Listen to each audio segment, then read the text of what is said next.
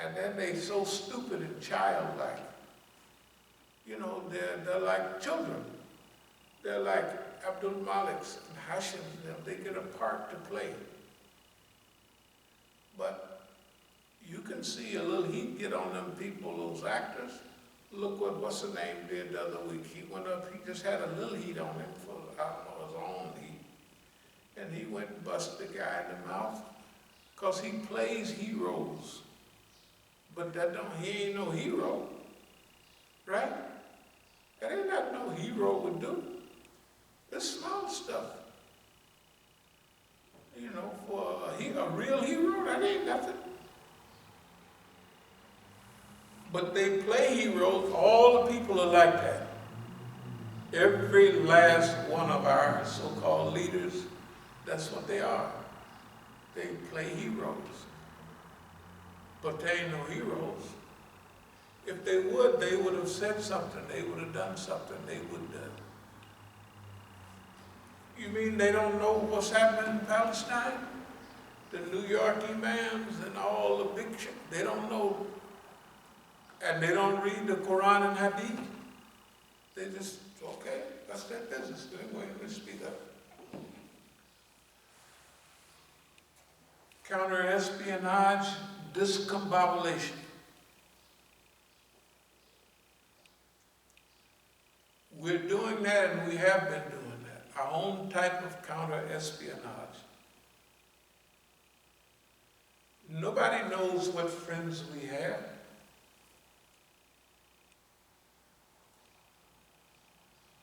They've been sitting there watching us all the time, and then people start acting stupid.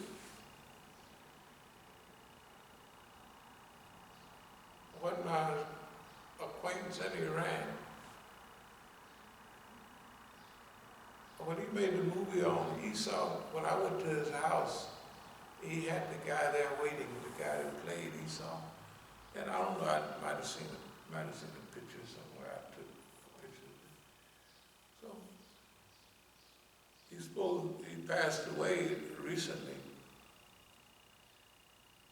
And I got a call from a guy supposed to be a kind of reporter, and he tried to, what's her name, been trying to call you for, talk about the lady.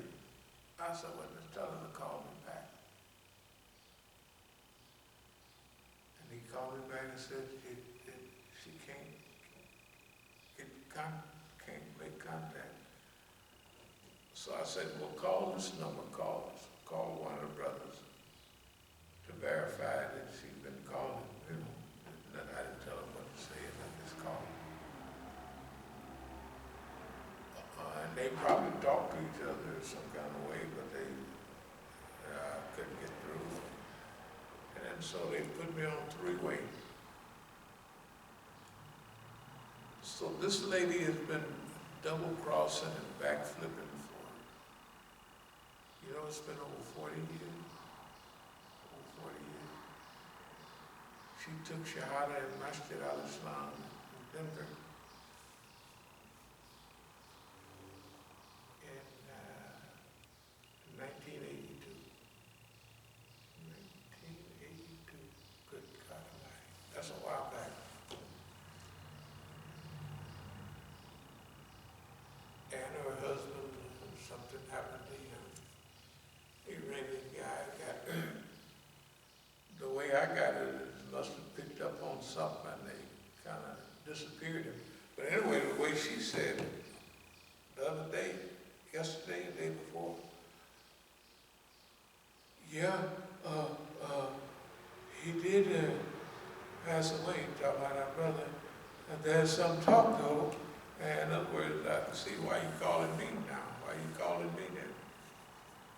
You know, to tell somebody you talk to me and it's okay. You know, just because you talk to me on the phone and they show us, look, I talked to so-and-so the other day. It's just like Hashim was telling some of the Iranians, we had a meeting down in Houston. And actually, we had at an Iranian restaurant. And I was shocked at all the good brothers, I thought. It was on his team, and he ain't contributed nothing to nothing. And I said, oh, I'm glad I see that. I mean, but it was overwhelming numbers, you know. And when I was asking them at the last Anjuman program I went to in Tucson, or not Tucson, Phoenix. And I know it was kind of, so I asked to give a little talk, and I talked about, and I showed pictures, this is what I'm dealing with. Nobody responded. But the year before, or 2 years